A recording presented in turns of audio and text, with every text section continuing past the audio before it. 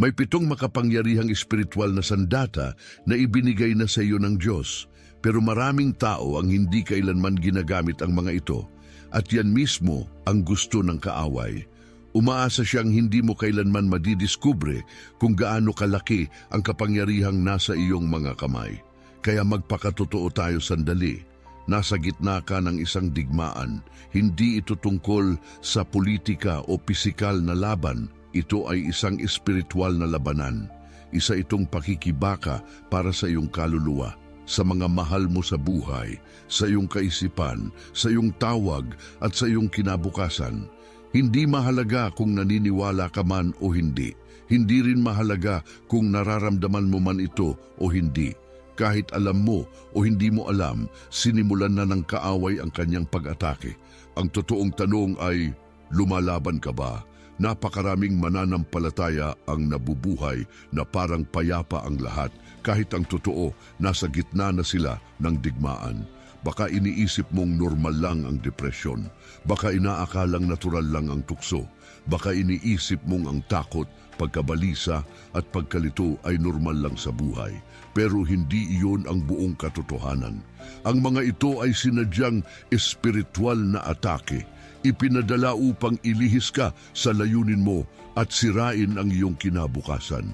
At ito ang kailangan mong maunawaan, hindi palaging sinusubukan ni Satanas na talunin ka sa lakas. Minsan, sapat na para sa kanya ang ilihis ang atensyon mo. Kung mapapafocus ka niya sa maling problema, magagamit mo ang maling paraan at makakalimutan mo kung sino ka kay Kristo, panalo na siya.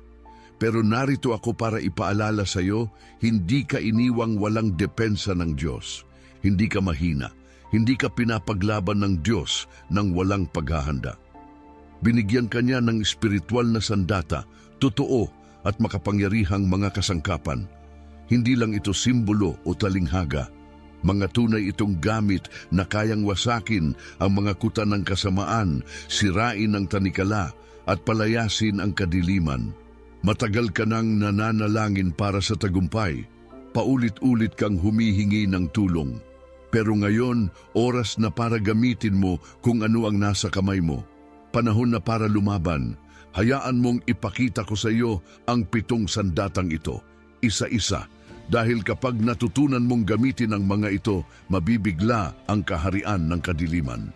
Sandata 1, salita ng Diyos, ang iyong espiritual na espada. Ang unang sandata na ibinigay ng Diyos ay ang kanyang salita.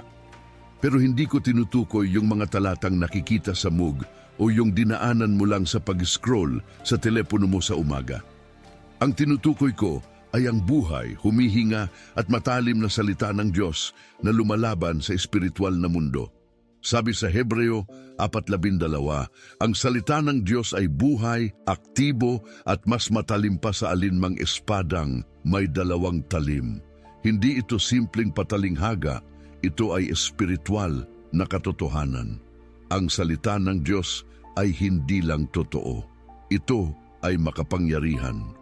At kapag binigkas mo ito, pinaniwalaan at ginamit ng may lakas ng loob, mapipilitang umatras ang kaaway. Isang tanong, kapag binubulungan ka ng kasinungalingan ng dyablo, paano ka tumutugon? Kung batay lang sa emosyon, lohika, o mga pamotivate na quotes ang sagot mo, para kang lumalaban gamit ang plastic na kutsilyo. Nang tinukso si Jesus sa ilang, hindi siya nakipagtalo o nagpanik. Simple lang ang kanyang sagot, nasusulat. At sa bawat pagkakataon na binanggit niya iyon, napatahimik si Satanas. Ganyan ka lumalaban, hindi sa nararamdaman mo, kundi sa sinabi ng Diyos. Kapag sinusubukan kang takutin, ipahayag mo ang nakasulat. Hindi ako binigyan ng Diyos ng espiritu ng takot, kundi ng kapangyarihan, pag-ibig at tamang kaisipan. 2 Timoteo 1:7. Kapag pakiramdam mo'y nauubos ka na, ipaalala mo sa sarili mo, ang Panginoon ang aking lakas at kalasag. Awit 28, talatang 7. Kapag inaapakan ka ng problema, sabihin mong may pananampalataya. Walang sandatang ginawa laban sa akin ang magtatagumpay. Isaias 54:17. Pinuputol ng espadang ito ang kawalang pag-asa, nililinaw nito ang isip. Ibinubunyag nito ang kasinungalingan at binabasag ang espiritual na kadiliman. Pero ito ang hamon, hindi mo magagamit ang sandatang hindi mo sinasanay. Hindi ka pwedeng lumaban gamit ang espadang nakatago. Kung laging sarado ang Biblia mo, sarado rin ang kapangyarihang espiritual mo. Kaya buksan mo ito, basahin, aralin, ibigkas sa buhay mo. Dahil kapag ginawa mo yan, hindi na lang ito isang aklat, nagiging sandata ito sa iyong kamay. Huwag ka nang lumaban sa susunod na laban na wala kang espada. Hindi ka nilikha ng Diyos para lumaban ng walang dala. Sandata 2, pananampalataya, ang kalasag na pumipigil sa bawat atake. Narito ang bagay na maaaring magbago ng pananaw mo. Ang pananampalataya ay hindi lang damdamin, ito ay makapangyarihang sandata. Ito ang iyong kalasag. At kung hindi mo ito itataas, patuloy kang masasaktan ng mga ataking hindi mo naman kailangang tanggapin. Sabi sa Efeso 6:16, gamitin mo ang kalasag ng pananampalataya upang mapigil ang bawat nagliliyab na palaso ng kaaway. Hindi lang ilan, hindi lang yung madadali, bawat isa. Ibig sabihin, bawat kasinungalingan, bawat tukso, bawat atake at bawat akusasyon ay kayang pigilan kung gagamitin mo ang iyong kalasag. Pero magpakatotoo tayo, marami sa inyo ang naglalakad na nakababa ang kalasag. Naniniwala ka sa Diyos pero hindi mo siya aktibong pinagtitiwalaan. Baka umaattend ka ng simbahan pero kapag may problema, nagpapanik ka imbes na tumayo sa pananampalataya. Hindi yan tunay na pananampalataya. Yan ay pagbubukas ng sarili sa pinsala. Sinasabi ng pananampalataya, kahit hindi ko pa nakikita ang sagot, naniniwala akong paparating na ito. Sinasabi ng pananampalataya, kahit nasa gitna ako ng unos, magtitiwala ako sa salita ng Diyos, higit pa sa kung ano ang nakikita ko. Kumakapit ang pananampalataya kahit magulo ang lahat at patuloy pa ring nagpapatotoo na mabuti ang Diyos. Ang kalasag ng pananampalataya ay hindi gawa sa marupok na pag-asa o mababaw na positibo. Ito ay nakatayo sa matatag na tiwala sa kung sino ang Diyos. At kapag tinaas mo ang kalasag na iyon, nawawala ang lakas ng bawat palasong ibinabato ng kaaway. Pagdududa, isa yung palaso. Takot, isa pa. Hiya at guilt, mas marami pa. Kahit ang kawalan ng pananampalataya ay isa rin. Pero humaharang ang pananampalataya at pinipigilan ang lahat ng ito. Baka iniisip mo, paano kung pakiramdam ko ay napakaliit ng pananampalataya ko? Ayos lang yan. Simulan mo sa kung anong meron ka. Sinabi ni Jesus na kahit pananampalatayang kasinlaki lang ng butil ng mustasa ay kayang maglipat ng bundok. Kaya hindi ito tungkol sa gaano kalaki ang pananampalataya mo, kundi kung gaano kalaki at makapangyarihan ang Diyos mo. At kailanman ay hindi natalo ang Diyos. Hayaan mong itanong ko ito sa iyo. Namumuhay ka ba ayon sa nararamdaman mo o ayon sa sinabi ng Diyos? Dahil ang emosyon dumarating at umaalis. Pero ang pananampalataya nananatili. Nagbabago ang damdamin, ang pananampalataya ay kumikilos. Itaas mo ang iyong kalasag, lalo na kapag mahirap. Sa totoo lang, doon ito mas mahalaga. Sa bawat pagkakataong sinasabi mong, naniniwala pa rin ako, kahit gaano kahirap ang sitwasyon, yumanig ang kaharian ng kadiliman. Kaya tigilan mo na ang paglalakad na walang proteksyon. Hindi ibinigay ang kalasag na yan para lang palamuti.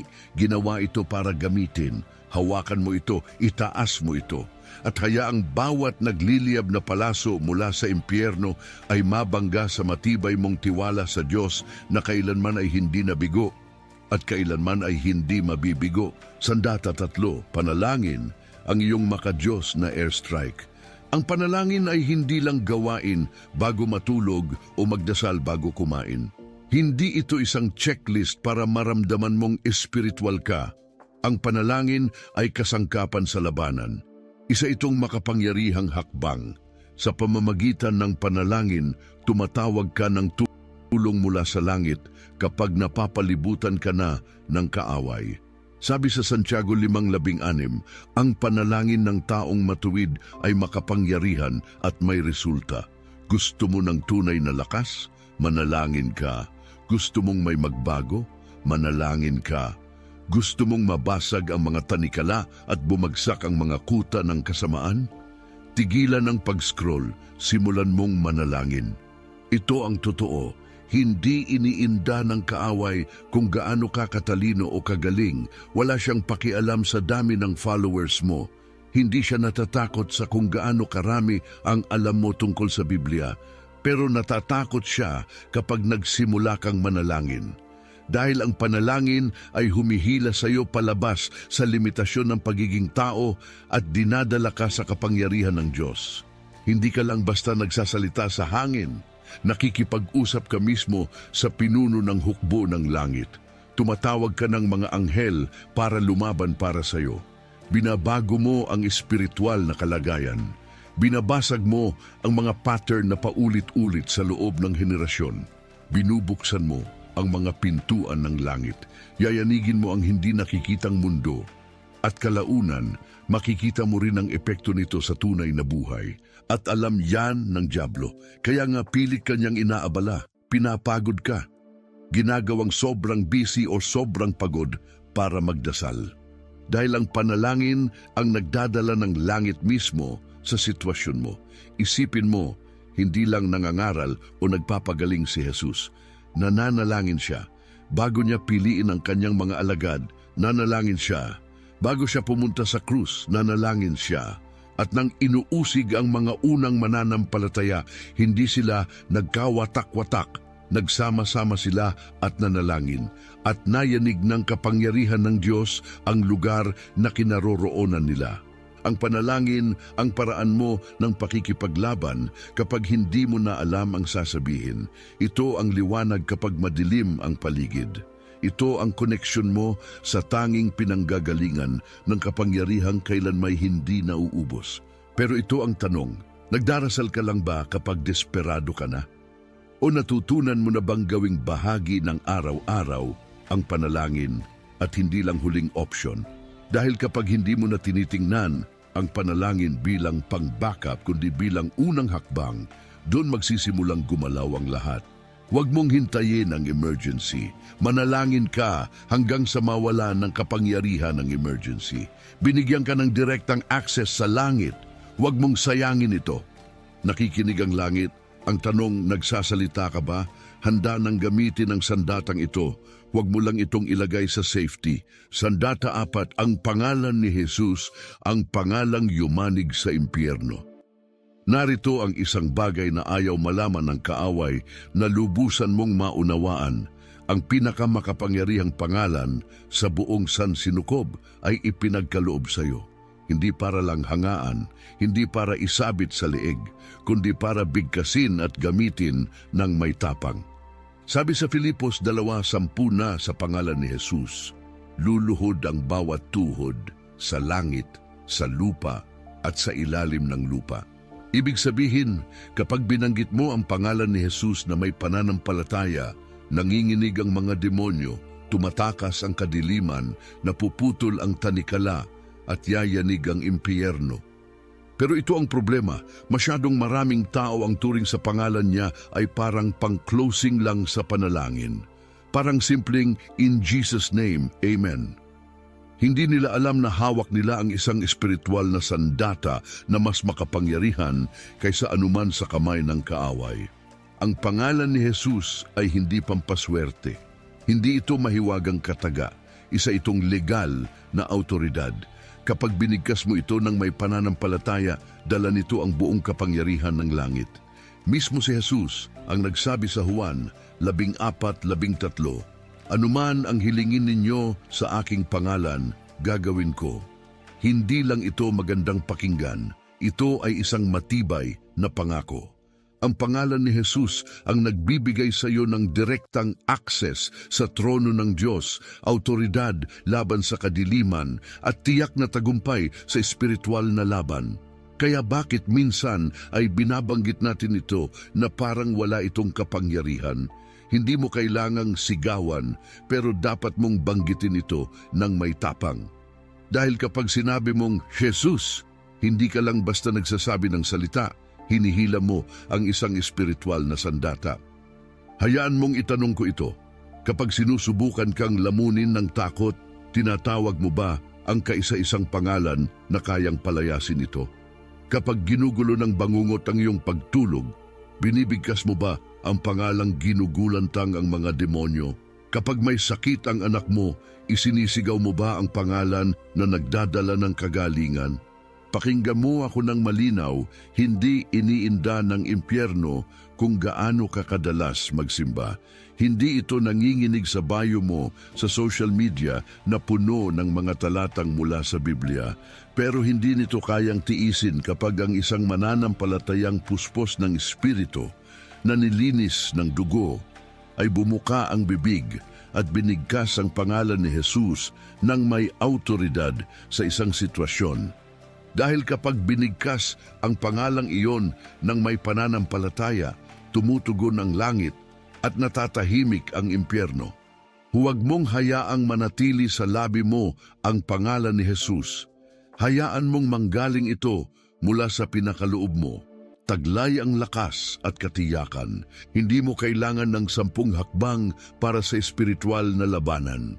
Ang kailangan mo ay iisang pangalan, pangalan na may dalang buong autoridad, buong kapangyarihan at buong tagumpay. At ang pangalang iyon ay si Jesus. Gamitin mo ito ng may kumpiyansa.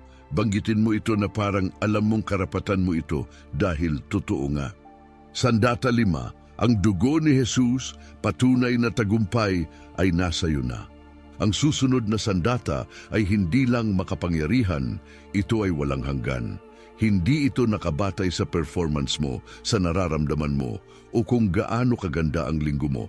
Nakaugat ito sa ginawa na ni Jesus sa krus. Sabi sa pahayag 12:11, tinalo ng mga mananampalataya ang kaaway sa pamamagitan ng dugo ng kordero at ng kanilang patutuo. Isipin mo yan.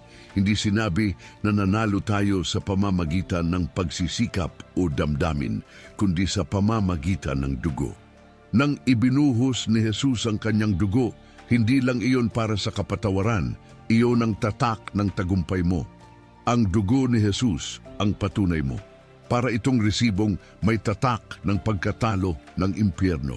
Ipinapakita nito na ikaw ay tinubos na, pinagaling, nilinis at pinrotektahan.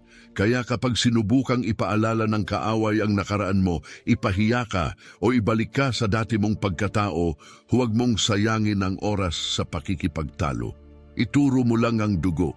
Sabihin mo ng malakas, ako'y binili sa isang halaga, markado ako ng kanyang dugo. Hindi na ako ang dati. Ako ang sinasabi ng Diyos na ako. Mas malakas ang tinig ng dugo kaysa sa pinakamalaking pagkakamali mo. Mas malakas kaysa sa bawat kasinungalingang ibinubulong ng kaaway.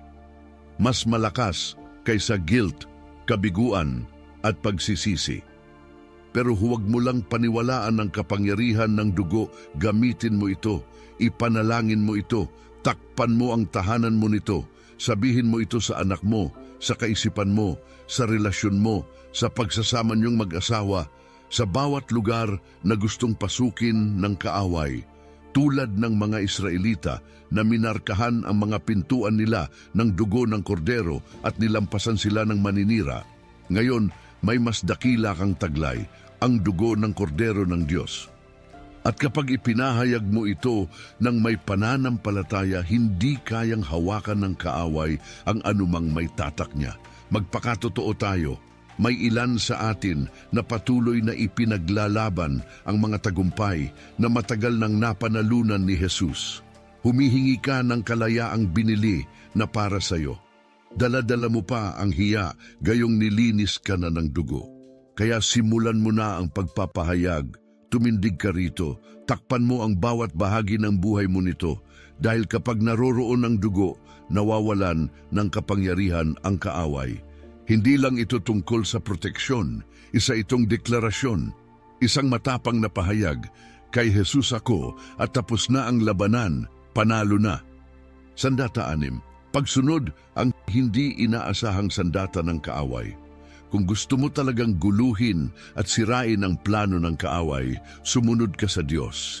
Hindi sa pamamagitan ng malalakas na salita o dramatikong kilos, kundi sa tahimik, matatag at tuloy-tuloy na pagsunod.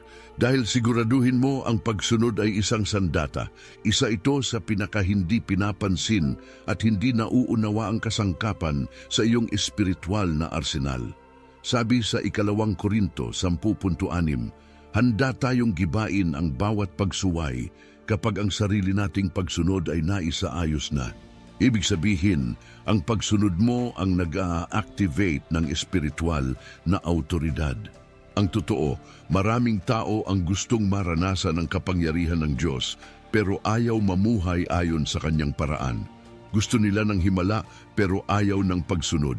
Pero hindi ka pwedeng lumakad sa tagumpay laban sa kasamaan kung kapit ka pa rin sa mga bagay na gustong pakawalan sa iyo ng Diyos. Hindi pinagpapala ng Diyos ang pagsuway. Pinagpapala niya ang pagsunod. At ang pagsunod ay hindi lang tungkol sa pagsunod sa utos. Ito ay paraan ng pagwawagi sa laban. Kapag sumusunod ka sa Diyos sa mga pribadong sandali, may nangyayaring pagbabago sa pampublikong buhay mo. Kapag sinasabi mong oo sa Diyos sa maliliit na bagay, binubuksan niya ang kalakasan sa mas malalaking aspeto. Bawat kilos ng pagsunod ay parang pagpukpok ng martilyo sa plano ng kaaway na pigilan ka. Baka iniisip mo, pero ang hirap. O naman, madalas may kapalit ang pagsunod. Pwedeng kapalit ang ginhawa mo, ang pride mo, o ang personal mong plano. Pero tandaan mo, ang bahagyang pagsunod ay pagsuway pa rin. At ang pagkaantala sa pagsunod ay isang uri ng paghihimagsik. At ang paghihimagsik ay paboritong pintuan ng kaaway. Pero kapag pinili mong sumunod, kahit masakit, kahit hindi mo maintindihan, kahit walang ibang nakaintindi, kumikilos ang Diyos. Hayaan mong sabihin ko ito ng direkta, ang pagsunod ay kapangyarihang nagpapalaya sa mga tanikalang gumapos sa pamilya mo sa loob ng maraming henerasyon. Isinasara nito ang anumang pintuang gustong gamitin ng kaaway. Binubuksan nito ang mga pagpapalang matagal mo nang hinihingi sa Diyos. Inaayon nito ang buhay mo sa daloy ng kapangyarihan mula sa langit. Hindi natatakot ang dyablo sa mga sinasabi mo. Natatakot siya sa ginagawa mo kapag totoo ang pananampalataya mo. Kaya kapag sinabi sa iyo ng Diyos na magpatawad, hindi lang ito tungkol sa kapayapaan, ito ay tungkol sa pagkapanalo sa isang espiritual na labanan. Kapag sinabi niyang magbigay ka, hindi lang ito pagiging mabait, ito ay pagputol sa pagkagahaman at kakulangan. Kapag sinabi niyang talikuran mo ang isang bagay, hindi ito pagkawala, ito ang pagbubukas ng iyong kalayaan. Ang pagsunod ay paraan mo ng pagsang-ayon sa langit. Ito ang pananatili mo sa ritmo ng direksyon ng Diyos. Ito ang paraan mo ng matapang na pagsagot sa kaaway. Wala kang kapangyarihan dito. Nagsalita na ang Diyos at susunod ako sa Kanya.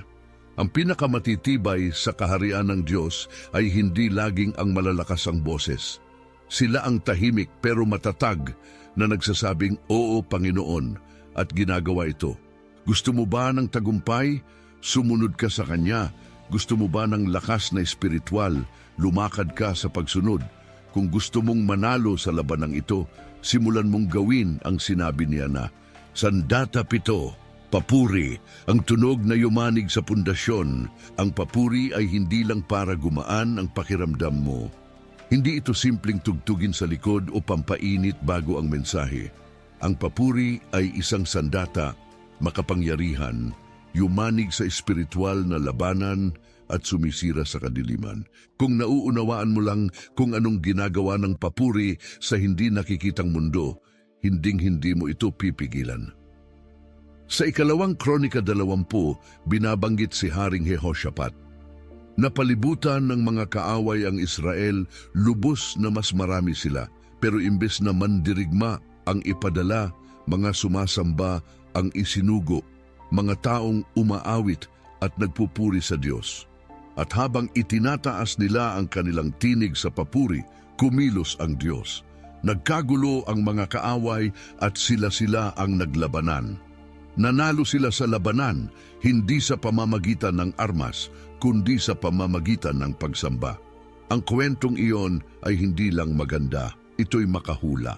Dahil kapag pinili mong purihin ang Diyos, hindi ka lang basta nagtataas ng kamay, nagtataas ka ng autoridad. Pinalalaganap mo ang presensya ng Diyos sa sitwasyon mo. At saan man naroroon ang presensya ng Diyos, napipilitang umalis ang kaaway. Sabi sa awit 22, tatlo, ang Diyos ay nananahan sa papuri ng kanyang bayan. Kaya kung gusto mong lumitaw siya sa laban mo, tigilan mo ang pagreklamo. Tigilan mo ang pag-iyak ng mag-isa. Purihin mo siya. Ang papuri ang dahilan kung bakit nakalaya sina Pablo at Silas mula sa kulungan sa kalagitnaan ng gabi. Ang papuri ang nagpabagsak sa mga pader ng Jericho. Ang papuri ay nakalilito sa kaaway. Dahil takot na takot ang impyerno sa mananampalatayang nagpupuri pa rin sa gitna ng sakit.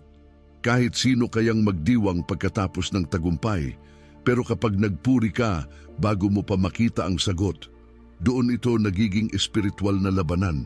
Kapag nagpuri ka sa gitna ng bagyo, yumuyuko ang langit upang makinig. Kapag umaawit ka habang madilim pa, nagsisimulang mabasag ang mga tanikala. Kapag sumasamba ka kahit nasa apoy, nawawalan ng kapit ang dyablo. Ang papuri ay hindi pag-iwas sa laban, ito ang tunog ng tagumpay. Kaya huwag mong hayaan ang damdamin ang magdikta kung kailan at paano ka magpupuri. Huwag mong hintayin na gumaan ang lahat. Purihin mo na parang hawak mo na ang tagumpay. Dahil kay Jesus, totoo na ito. Ang papuri mo ay deklarasyon. Mabuti pa rin ang Diyos ko. Makapangyarihan pa rin siya. Lumalaban pa rin siya para sa akin, kahit hindi ko pa ito nakikita.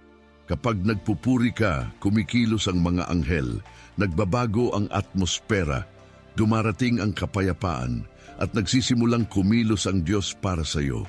Kaya umawit ka, itaas mo ang boses mo, itaas ang mga kamay mo, sumayaw kung nararamdaman mo. Huwag ka lang manahimik. Ang papuri ang paraan mo ng paglaban nang hindi gumagamit ng kamao. Ito ang paraan mo ng pagkapanalo nang hindi nasusugatan. Ito ang pagbibigay daan sa Diyos na siya ang lumaban para sa iyo at gawin ang kayang siya lang ang makakagawa. Panghuling paalala, hindi ka walang laban, kumpleto ka sa gamit. Hayaan mong lumalim sa puso mo ang katotohanan ito. Hindi ka walang sandata, hindi ka mahina, hindi ka iniwan para harapin ang digmaang ito mag-isa. Inihanda ka ng langit, may access ka sa mga sandatang hindi nakikita ng mundong natural pero hindi kayang baliwalain ng kaaway. Hindi ka lang basta nabubuhay, isa kang mandirigma, isa kang manlalaban, isa kang tunay na banta sa kaharian ng kadiliman. Kaya tigilan mo ang pamumuhay na parang talunan. Simulan mong lumaban na parang panalo ka na. Ibinigay sa iyo ang salita ng Diyos, ang iyong espada. Ibinigay sa iyo ang pananampalataya, ang iyong kalasag. May panalangin ka, ang koneksyon mo sa langit. Dala mo ang pangalan ni Jesus, ang iyong autoridad. Natatakpan ka ng dugo ni Jesus, ang iyong patunay ng tagumpay. Lumalakad ka sa pagsunod, ang koneksyon mo sa kapangyarihan ng Diyos. At mayroon kang papuri, ang tinig mong may kapangyarihan at tagumpay. Sa bawat paggamit mo ng mga sandatang ito, nababawasan ang teritoryo ng kaaway. Sa bawat pagpili mong tumindig, nagsisimulang mabasag ang mga tanikala. Sa bawat pagkakataong pinipili mong tumindig sa pananampalataya, nagsisimulang manginig ang mga puwersa ng kadiliman dahil hindi ka na tahimik, hindi ka na tagamasidlang, at hindi ka na namumuhay na parang talunan. Ang totoo, panalo na ang laban dahil napanalunan na ito ni Jesus. Pero ngayon, panahon mo na para lakaran ito. Panahon mo na para pulutin ang espada, itaas ang iyong kalasag, magsalita at bawiin ang lahat ng sinubukang ang kunin ng kaaway sa iyo. Pamilya mo, bawiin mo. Kapayapaan ng isip mo, bawiin mo. Pagkakakilanlan mo, layunin mo at tawag mo, bawiin mo lahat. Hindi lang ito basta mensaheng pampalakas ng loob, ito ay spiritual na panawagan sa paggising. Nilalang ka para sa labanang ito, iniligtas ka para sa mismong sandaling ito. Ipinagkaloob na ng Diyos ang makadiyos na mga sandata sa iyong mga kamay. Ngayon, panahon na para gamitin ang mga ito. Wala nang pagtatago sa takot, wala nang pag-upo lang sa tabi. Wala nang tanong kung kaya mo bang magtagumpay. Kaya mo dahil siya ang nagpapalakas sa iyo, kaya tumindig ka.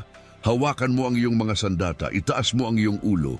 Tumayo ka ng matatag sa iyong pananampalataya at ipaglaban mo ang mabuting laban.